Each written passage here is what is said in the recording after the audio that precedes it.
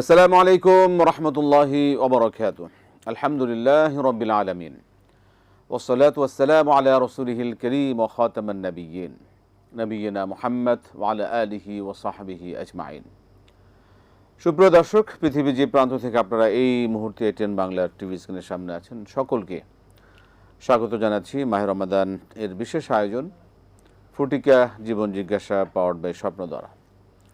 এই সরাসরি আয়োজনে জীবন ঘনিষ্ঠ যে কোনো বিষয় আপনারা জানতে পারবেন। কোরআন সুন্নাহর আলোকে আমরা আপনাদের প্রশ্নের জবাব ইনশাল্লাহ শুনবো। আমি আজ আপনাদের সাথে কেম ফিরোজ। আপনাদের মূল্যবান প্রশ্নের জবাব দেওয়ার জন্য আমাদের স্টুডিওতে আজ উপস্থিত আছেন আমাদের সকলের প্রিয় মানুষ, প্রিয় ব্যক্তিত্ব শেখুল আল্লাম শেখ শাহ ওয়ালিউল্লাহ হাফিজাহুল্লাহ। আসসালামু আলাইকুম ওয়া রাহমাতুল্লাহি ওয়া বারাকাতুহু। ওয়ালাইকুম সালাম রহমতুল্লাহ সালেন শেখ, মারহাবা বিকুম, ইনশাআল্লাহ বারাকাল্লাহু ফীকুম, হায়াকাল্লাহ। আমরা ইনশাআল্লাহ শুনবো। দর্শক, আপনাদের মূল্যবান প্রশ্নগুলো, কিন্তু একটা বিষয় আপনারা অবশ্যই আমাদেরকে সহযোগিতা করবেন মনে করে। যারা এই আয়োজনে কথা বলছেন ফোন করবেন অবশ্যই মনে করে। আপনি যে টিভিতে টেলিভিশন দেখছেন, টেলিভিশনের ভলিউমটা কমিয়ে কথা বলেন, এটা অনুরোধ। আমরা শুরু করব ইনশাআল্লাহ। দর্শকের মধ্যে ফোন করছেন, আমরা প্রশ্ন নিচ্ছি। জি দর্শক, ইনশাআল্লাহ বিসমিল্লাহ। আসসালামু আলাইকুম। ওয়ালাইকুম সালাম ওয়া রাহমাতুল্লাহি ওয়া বারাকাতুহু। হুজুর, আমি সোনারপুর দরমপাড়া থেকে ইনোদ বলছিলাম। ইনোদ সাহেব বলুন, কি প্রশ্ন আপনার? হুজুর, আমার তিনটে প্রশ্ন। কোন আমল আল্লাহ রাব্বুল আলামিনের নিকট অধিক প্রিয়? আর দুই নম্বর প্রশ্ন হলো, রাসূল যে ব্যক্তি আল্লাহ ও তার রাসূলকে সন্তুষ্ট করার জন্য লা ইলাহা ইল্লাল্লাহ বলে, আল্লাহ রাব্বুল আলামিন তার জন্য জাহান্নামের আগুন হারাম করেছিলেন, কথাটা কি সহিহ হাদিস? আর তিন নম্বর প্রশ্ন হলো, রাসূল সাল্লাল্লাহু আলাইহি ওয়াসাল্লাম বলেন দুনিয়াটাই তোমাদের জন্য মসজিদ, কথাটা মানে কি একটু বুঝিয়ে বলবেন? দুনিয়াটাই মসজিদ, ঠিক আছে, ধন্যবাদ। জি মহতারাম, আমরা বিসমিল্লাহ বলে শুরু করবো আজকের প্রথম প্রশ্ন, যেটা কোন আমল অধিক প্রিয়? আলহামদুলিল্লাহ ওয়াসসালাতু ওয়াসসালামু আলা রাসূলিল্লাহ ওয়া বা'দা কুল ওয়া বিল্লাহি তৌফিক। কোন আমল আল্লাহর কাছে অধিক প্রিয়, এটা নিয়ে অনেকগুলো বর্ণনা রয়েছে, বিশুদ্ধ অনেকগুলো হাদিস। যেমন একটা হাদিস এই, আহাব্বুল আ'মালি ইলাল্লাহ আদওয়ামুহা, আল্লাহর কাছে সবচেয়ে প্রিয় হলো এমন আমল যা ধারাবাহিক করা হয়, ওয়া ইন কাল্লা, যদিও অল্প সামান্য আমল কিন্তু প্রতিদিন কন্টিনিউ, মানে ধারাবাহিকভাবে করে যাওয়া, এটা হলো আল্লাহর কাছে অধিক প্রিয়। শুধু তাই না, আল্লাহ তাআলার কাছে অধিক প্রিয় আমল হলো ইদখালুস সুরুর ফি বাইতিল মুমিন, ঈমানদারের ঘরকে আনন্দ দেওয়া, প্রফুল্ল করা, তাকে তার প্রয়োজন পূর্ণ করে দিয়ে বিপদ মুক্ত করে দেওয়া। ঠিক অনেকগুলো আমল এই ধরনের আল্লাহর কাছে অধিক প্রিয়, হাদিস দ্বারা প্রমাণিত। তবে আমরা বলতে চাই, অন্তত এটা সবার জানা উচিত যে যে কোনো আমল ধারাবাহিক করতে থাকা। একবার করলাম বাদ দিয়ে দিলাম, তারপরে আবার করলাম না, বরং আল্লাহ তাআলার কাছে অধিক প্রিয় অল্প হলেও আমল ধারাবাহিক রাখা। রমজানের শিক্ষাটা সারা বছর যাতে কন্টিনিউ করি, আল্লাহর তৌফিক। সুন্দর। একটা ফোন নেব আমরা। জি আসসালামু আলাইকুম। হ্যালো, আসসালামু আলাইকুম। ওয়ালাইকুম সালাম ওয়া রাহমাতুল্লাহ। আচ্ছা হুজুর, আমি একটা জিনিস জানতে চাচ্ছিলাম, এই যে আমরা যে কোরআন শরীফ পড়ি, তো কোরআন শরীফ তো আরবি ভাষায় হয়েছে, তো এটা যখন বাংলায় অনুবাদ করে, এখন আমি যদি ওইভাবে যদি কোরআন শরীফটা খতম দেই, মানে অনুবাদ করে আমি পুরো কোরআন শরীফটা যদি পড়ি, তাহলে কি আমার কোরআন শরীফ এটা খতম হবে? ঠিক আছে, ধন্যবাদ। আমরা আসছি আপনার প্রশ্নের জবাবের আগে কিছু প্রশ্ন শুনবো আমরা। মহতারাম, আল্লাহর সন্তুষ্টি, লা ইলাহা ইল্লাল্লাহ। জি, পুরো প্রশ্নটা জানি কি? আল্লাহ রাসূলের সন্তুষ্টির জন্য কেউ যদি লা ইলাহা ইল্লাল্লাহ এটা পড়ে, সেই ক্ষেত্রে সন্তুষ্টির বিষয়ে কি ফয়সালা আছে? না, দেখুন, একটা বিশুদ্ধ হাদিস বুখারী মুসলিমে আসছে যে এক ব্যক্তিকে কিয়ামতের মাঠে নেওয়া হবে, তার আমলনামা ৯৯টি দফতর সব পাপে ভরা। তো মিজানের পাল্লায় দেয়া হবে সব পাপের ফাইল, ৯৯টি দফতর। আল্লাহ প্রশ্ন করবেন, হে আমার বান্দা, তোমার কোনো ভালো কাজ নাই? তো সে সারেন্ডার করে, আত্মসমর্পণ করে আল্লাহকে বলে, রব্বুল আলামিন, আমি তো দেখি নাই, থাকলে তো পাইতাম। তো আল্লাহ তাআলা তাকে বলবেন, তোমার একটা আমল আমার কাছে আছে, তুমি ঈমান সহ, বিশ্বাস সহ, ভালোবাসার সাথে বলেছিলে লা ইলাহা ইল্লাল্লাহ, একবার ঈমান, তারপরে আর সে শিরক করে নাই, অন্য পাপ করছে, শিরকের পাপ করে নাই, বিশ্বাস সহ শিরক মুক্ত তাওহীদের উপরে থেকে একবার বলেছে লা ইলাহা ইল্লাল্লাহ। তো আল্লাহ তাআলা ফেরেশতাকে বলবেন এই লা ইলাহা ইল্লাল্লাহ আরেক ফি কাফান উখরা, অন্য পাল্লা, মানে দুইটা দাড়ি, তো মানে দাড়ি পাল্লার দুইটা পাল্লা, একটা পাল্লায় সব পাপের বোঝা দেয়া হয়েছে, আরেকটা পাল্লায় আল্লাহ তাআলার নির্দেশে ওই একবার বলেছে বিশ্বাস সহ লা ইলাহা ইল্লাল্লাহ দেয়া হবে। নবীজি সাল্লাল্লাহু আলাইহি ওয়াসাল্লাম বলছেন মালাত বিহিন্না লা ইলাহা ইল্লাল্লাহ, এই 99টা পাপের বোঝাকে হালকা করে ভারী হয়ে যাবে লা ইলাহা ইল্লাল্লাহ। তো শিরক মুক্ত থেকে, তাওহীদের উপর প্রতিষ্ঠিত থেকে লা ইলাহা ইল্লাল্লাহ একবার বলতে পারা জান্নাতের নিশ্চয়তা। সুতরাং লা ইলাহা ইল্লাল্লাহ মর্যাদা এত বেশি বলে শেষ করা যাবে না। লা ইলাহা ইল্লাল্লাহু ওয়াহদাহু লা শারীকা লাহ। যে আমরা পরবর্তী প্রশ্ন হলো ইউনুস সাহেবের ছিল যে দুনিয়াটাই মসজিদ, এর দ্বারা কি বোঝানো হয়েছে আসলে? না, এটা বিখ্যাত হাদিসের অংশ। রাসূলুল্লাহ সাল্লাল্লাহু আলাইহি ওয়াসাল্লাম, হাদিসটা হলো অতীতের সকল উম্মতের উপরে 3টি বিষয়ে আমাদেরকে শ্রেষ্ঠত্ব দেয়া হয়েছে। একটা হলো আমরা পৃথিবীর যে কোনো জায়গায় নামাজ পড়তে পারি, সেজদা দিতে পারি, কিন্তু অতীতের উম্মতরা যেখানে ইচ্ছা সেজদা দিতে পারত না। শর্ত আবার ওইটা গরুগাদার আস্তাবল হবে না, গোয়ালঘর হবে না, লেট্রিন হবে না, কবর হবে না। এই 3 জায়গা ছাড়া যে কোনো জায়গায় দৃশ্যমান ময়লা নাই, নামাজ পড়া যায়, মসজিদ, সেজদা। সুবহানাল্লাহ। 2 নাম্বার ওয়াজুইলাত সাফফুনা কাসাফফিল মালাইকা, আমাদের নামাজের সফটা ফেরেশতাদের সফের মতো। আর 3 নাম্বার ওয়াজুইলাত লানাল আরদ, মানে 3 তাহুরান ইন লাম নাজিদ মাআ, যদি আমরা পানি না পাই তাহলে মাটি বা মাটি জাতীয় জিনিস দিয়ে পবিত্র হতে পারি। এটা অতীতের কারো ছিল না। তো এটা একটা হাদিসের খণ্ডিত অংশ। তবে দুনিয়াটাই মসজিদ 3টি জায়গা ছাড়া, কবর, গোয়ালঘর আর বাথরুম ছাড়া। প্রতিকা জীবন জিজ্ঞাসা পাওয়ার্ড বাই স্বপ্নধারা সরাসরি আয়োজন। আমরা সরাসরি আয়োজন থেকে এই প্রশ্ন নিব। জি, আমরা দর্শক আছেন। আসসালামু আলাইকুম। ওয়ালাইকুম আসসালাম। আমি একটা প্রশ্ন করতে চাই। বলুন বলুন। যদি আর কি কেউ ওই যে মিনিটে পিয়ানো, গিটার এগুলো যদি বানিয়ে শোপিস হিসেবে সেল করে, তাহলে কি ওই টাকাটা হালাল হবে কিনা?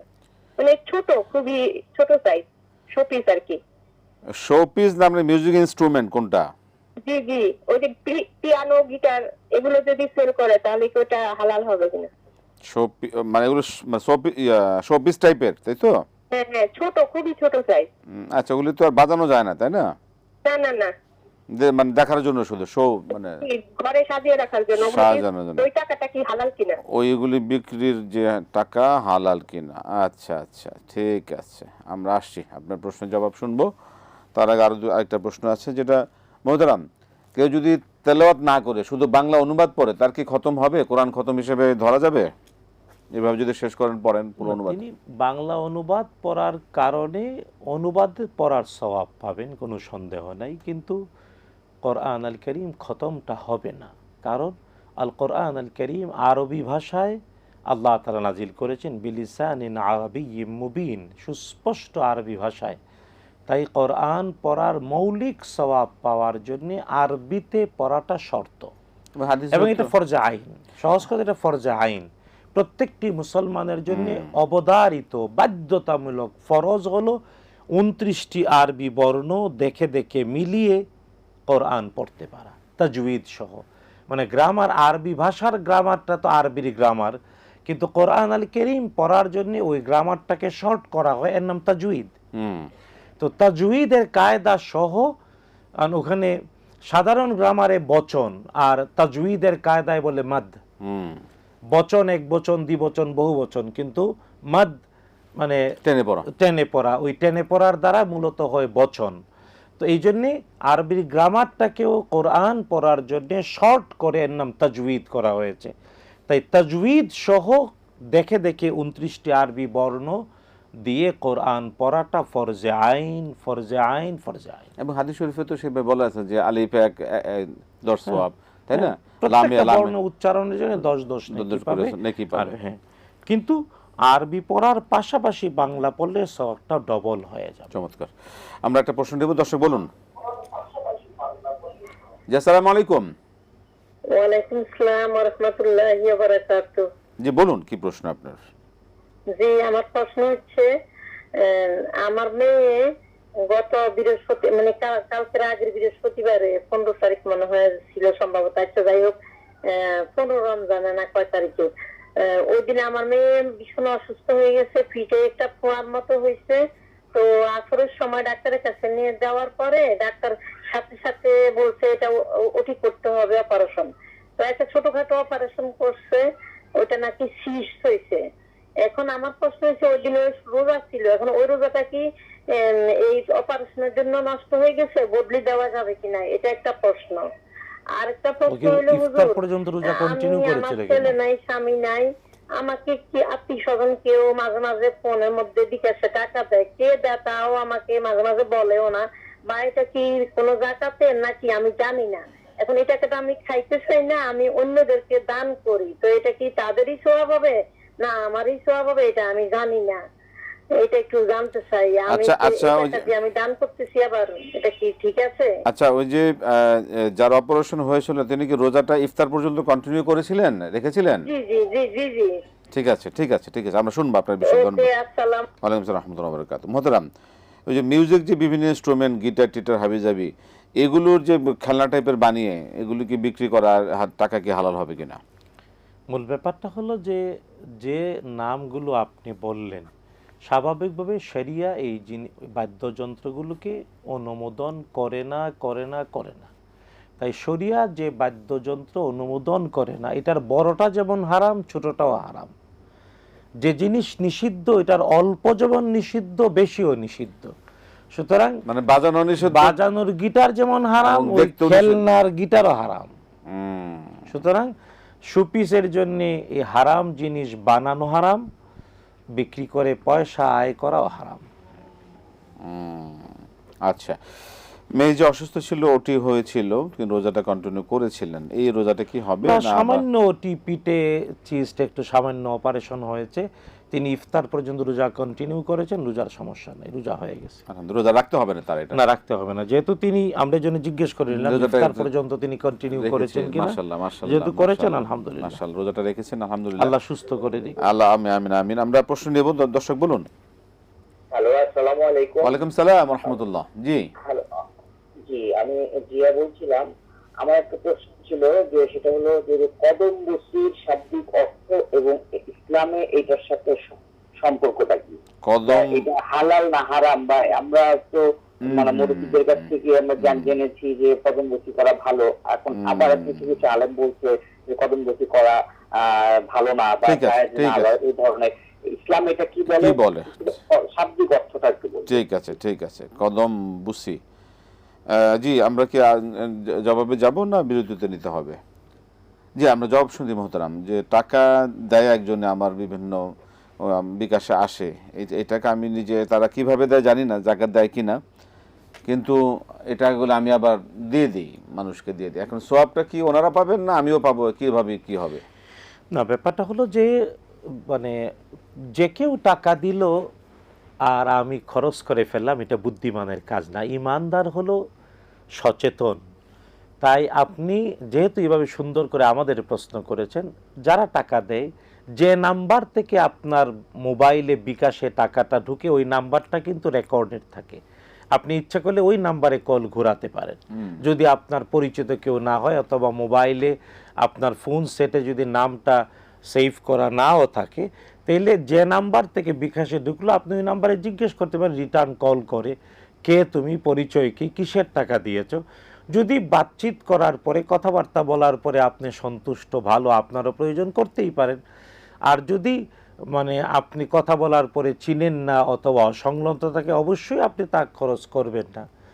অবশ্যই ইমানদারের দায়। রোজা আমাদেরকে এটা শিখায়, গলায় তৃষ্ণা আছে, সামনে পিপাসা মিটানোর পানিও আছে, খেয়ে ফেলবো না, আল্লাহর বিধান সমেত কিনা রোজা এটা শিখায়। এক মাস করলাম, পেটে ক্ষুধা আছে, সামনে খাবার আছে, তাই বলে কি খেয়ে ফেলবো না? রোজা শিখায় আল্লাহর হুকুম জড়িত থাকলেই কেবল ক্ষুধাও আছে, খাবারও আছে, ক্ষুধা নিবারণ করবো, এর আগে করব না।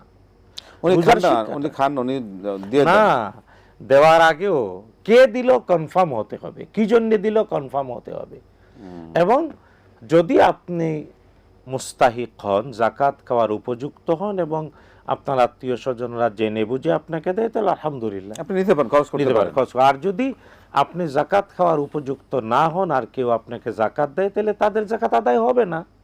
এই জন্য ক্লিয়ার করে নিতে হবে, এটা শরীয়ী বিষয়। ঠিক আছে, সরাসরি আয়োজন আমরা আছি, জীবন ঘনিষ্ঠ যে কোনো বিষয়ে জানতে ফোন করুন। যে দর্শক আছেন, জি বলবেন। আসসালামু আলাইকুম। ওয়ালাইকুম সালাম। বলুন কি প্রশ্ন? জি, আসসালামু আলাইকুম। ওয়ালাইকুম সালাম রাহমাতুল্লাহ। আচ্ছা, আমি একটা বিষয় জানতে চাচ্ছিলাম, সেটা হচ্ছে আমার বাবা সরকারি চাকরি করতেন। তো উনি যখন রিটায়ার্ড করেন তখন উনি পেনশনের কিছু টাকা পান এবং উনি জমি কিনেছিলেন গ্রামে, সেটা উনি ওনার নিজের টাকায় কিনেছিলেন। সেটা বিক্রি করে সেখান থেকে কিছু টাকা এবং পেনশনের কিছু টাকা দিয়ে শহরে একটা জমি কেনেন।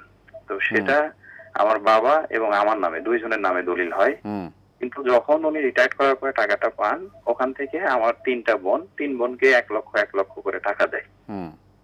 তো পরবর্তীতে বোনেরা অবশ্য সেই টাকাটা আবার আব্বাকে ফিরে দিয়েছে, যে আমরা গ্রহণ করলাম কিন্তু ওটা আপনার কাছেই থাকে। তো এখন জমিটা যে বাবা আমাকে লিখে দিচ্ছেন বা দুইজনে মিলে দলিল করা হয়েছে, এখন এটা আমার বাবা কি অপরাধী হবেন বা আমার এই জমিটা নেওয়া ঠিক হবে কিনা, এটা একটু যদি বলতেন। অনেক ধন্যবাদ, অনেক ধন্যবাদ। আপনার এই হলো বোনরা বেঁচে আছে, বোনদের সাথে বাবা কি বেঁচে আছেন এখন? আপনার বাবা কি এখন বেঁচে আছেন? আচ্ছা, ঠিক আছে। আমরা এর আগে যে প্রশ্ন যাব মহতারাম, সেটা হচ্ছে যে কদম বুসি এর আসলে মিনিং কি, এর এটা শরীয়তের ব্যাখ্যা কি? দেখুন, কদম বুসি মানে হলো পদধূলি নেয়া। কদম মানে হলো পা, কদম মানে পা, বুসি মানে হলো ধুলি নেয়া, ধুলে নেওয়া, পুছে দেয়া, পা মুছে দেয়া, মানে পদধূলি নেয়া। মানে আমাদের ওই বিখ্যাত কথা আছে না, কে জানি কোন পদ পাওয়ার জন্য কার পদধূলি নিত। বাংলাদেশে পদধূলি। হ্যাঁ, তো এই যে এই পদধূলি নেয়াটা, এর সাথে সালামের কোনো সম্পর্ক নাই। সালাম হলো মুখে বলবে আসসালামু আলাইকুম ওয়া রাহমাতুল্লাহ, প্রয়োজনে মুসাফা করবে, এবং এটা সালামের বিকল্প হিসেবে কখনো সালামের সাথে কোনো সম্পর্ক নাই। সালামের মানে সালাম কোনো সম্পর্ক নাই, দূরতম সম্পর্ক নাই। সালাম হলো আসসালামু আলাইকুম বলা, মুসাফা করা, প্রয়োজনে কুলাকুলি করা। সালাম তো সওয়াব, গারে গারে সালাম দেওয়া সুন্নত, জবাব দেওয়া ওয়াজিব। আদম আলাইহিস সালামকে আল্লাহ তাআলা জান্নাতে প্রথম হাতে কলমে সালাম শিখিয়েছেন। তো এখন প্রশ্ন হলো, কদম বুচি বা পদধূলি নেয়াটা, এটা আমাদের এই আঞ্চলিক কালচার,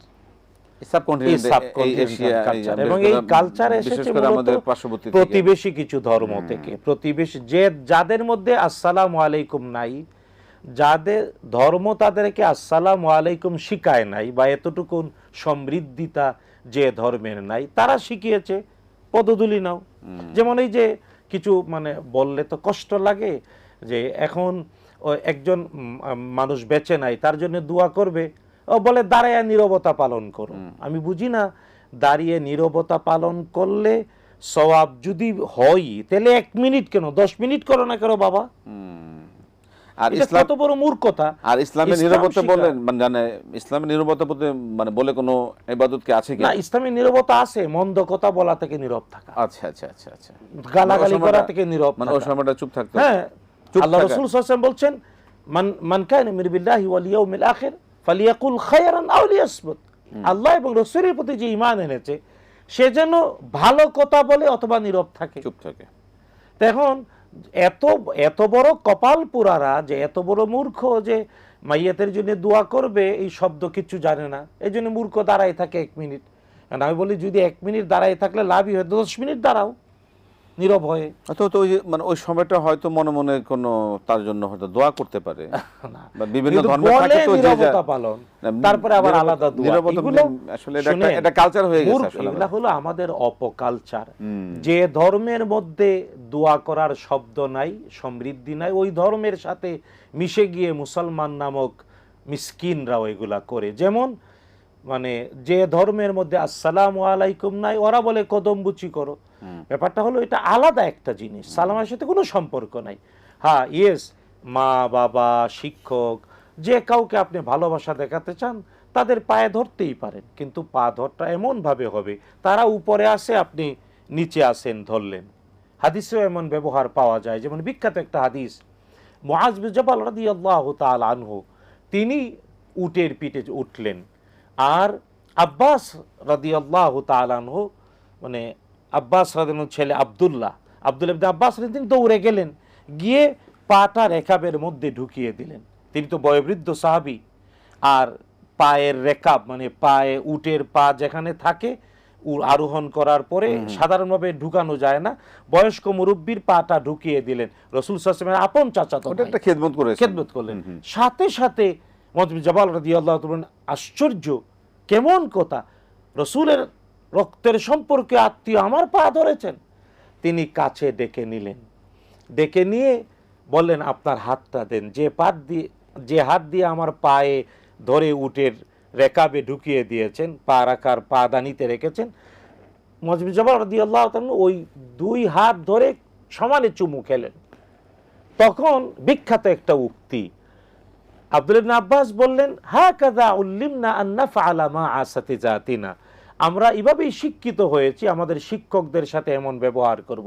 শিক্ষক যদি উপরে থাকে তার পা ধরবো, সমস্যা নাই, কিন্তু আমাদের দেশের মতো কদব বুঝি না।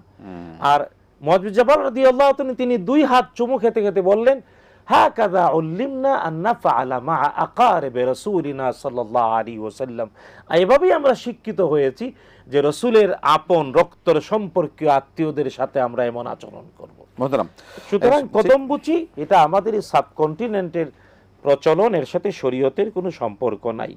কিন্তু সামাজিকভাবে এটা এতটা মানে অবস্থান হয়েছে যে অনেক মুরব্বী এটা না করলে বেয়াদব মনে করে। ওই মুরব্বীও মূর্খ, মুরব্বীরা আল্লাহ হেদায়েত করুক, মানে ও মিসকিন, ও জানে না আসল জিনিস।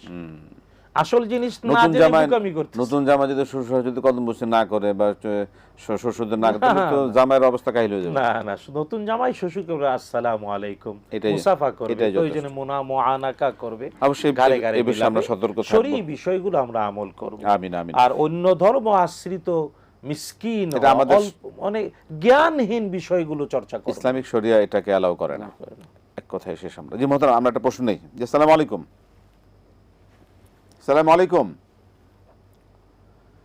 জি ইফতারের সময় হয়ে গেছে, চলে গেছে মানে। জি মোহতারাম, জি বাবার যে বিষয়টা ছেলেকে লিখে দিয়েছেন, যেভাবে তিনি বললেন প্রশ্নকারী, তার বাবা পেনশনের টাকা পাওয়ার পরে তার বোনদেরকেও দিয়েছিলেন, বোনরা আবার বলেছে পেয়েছি, ফেরত দিয়েছে, তারপরে বাবা ছেলে এবং তার নিজের নামে জমিটা রেখেছে। আমাদের অনুরোধ হলো যে যিনি এত সুন্দর করে প্রশ্ন করে তিনি তার বাবা মা যদি বেঁচে থাকেন তাহলে তো এখনো বাবা মার দায়িত্ব হলো ওই মেয়েদের কাছে ব্যাপারটা ক্লিয়ার করে দাবি মুক্ত করে নেয়া, বিষয়টা বলতে হবে। এটা হলো এক। দুইটা পদ্ধতি আছে, বাবা মা বেঁচে থাকলে তাদের দায়িত্ব মেয়েদের কাছে দায় মুক্তি নেয়া, অথবা দুই নাম্বার ছেলেকে যেমন জমি কিনে দিছে মেয়েদেরকে এমন জমি কিনে রেজিস্ট্রি করে দেবে। হাদিসে কিন্তু দ্বিতীয়টা নির্ধারিত। মা বাবা জীবদ্দশায় যদি গিফট করতে চায় তাহলে সকল সন্তানকে সমান দিতে হবে, ছেলে মেয়ে সবাইকে সমান জীবিত অবস্থায় গিফট দিলে। কিন্তু যদি মা বাবা বেঁচে না থাকেন তাহলে এই ক্ষেত্রে যিনি প্রশ্ন করলেন ভাই, তার প্রতি আমাদের অনুরোধ, আপনি আপনার বোনদেরকে জিনিসটা খোলামেলা বলবেন যে দেখো আমার বাবা এইভাবে করেছে, এখন তোমরা যদি দাবি করো বাবার সম্পত্তির অংশ আমি দেব, কারণ দেওয়ার মধ্যেই কল্যাণ, দেওয়ার মধ্যেই আপনার সম্পদের স্থায়িত্ব। আর যদি বোনের সম্পত্তি ইনিয়ে বিনিয়ে কেউ মেরে দেয় তাদের সম্পত্তি স্থায়ী হয় না, তাদের সন্তান রাস্তায় রাস্তায় ঘুরে বেড়ায়, আমাদের জীবনে অভিজ্ঞতা। যদি না দেন সেক্ষেত্রে তো বাবা মা তো গুনাহগার হবেন। অবশ্যই হবে, বাবা মাও গুনাহগার, বাবা মাকে বাঁচাতে হবে। একটা বিখ্যাত হাদিস বলে শেষ করি, রাসূলুল্লাহ মানে ইবনে কাসিরও বর্ণনা করেছেন তার তাফসীরের মধ্যে, রাসূল সাল্লাল্লাহু আলাইহি ওয়াসাল্লাম সাদ করেছেন এক ব্যক্তি 70 বছর পর্যন্ত নামাজ রোজা হজ যাকাত করেছে, কিন্তু মরার আগে তার পরিত্যক্ত সম্পত্তি আল্লাহর বলা বিধান অনুযায়ী বন্টন নিশ্চিত করে নাই। আল্লাহ রসুল বলেন হতে পারে 70 বছর নামাজ রোজার কারণে ও জান্নাত আল্লাহ তাকে দেবেন না। জাহান্নামে যেতে হবে। আল্লাহ অপরদিকে আমাদের এক ব্যক্তি হেফাজত 70 বছর নামাজ রোজা হজ যাকাত হয়তো করে নাই, শেষ কিন্তু করবো, মরার শেষ আগে করবো। পরিত্যক্ত সম্পত্তি আল্লাহর বলা বিধান অনুযায়ী বন্টন নিশ্চিত করে আল্লাহ জান্নাত দিয়ে দিবেন। আমরা শেষ করব। শেখ, আপনাকে অসংখ্য ধন্যবাদ। প্রিয় দর্শক, শুনছিলাম আপনাদের মূল্যবান প্রশ্নের আলোকে আমরা জীবনটা কিভাবে সাজাতে পারি। আল্লাহ পাক আমাদের হেফাজত করুন, আমরা যেন আল্লাহর হুকুম মতন চলতে পারি এবং বিধানগুলো মেনে আমরা আমাদের জীবনে যে কল্যাণগুলো আল্লাহ দান করেছেন সেগুলো আমরা লাভ করতে পারি। আজকে শেষ করছি, বিদায় নিচ্ছি। আসসালামু আলাইকুম ওয়া রাহমাতুল্লাহি ওয়া বারাকাতুহু।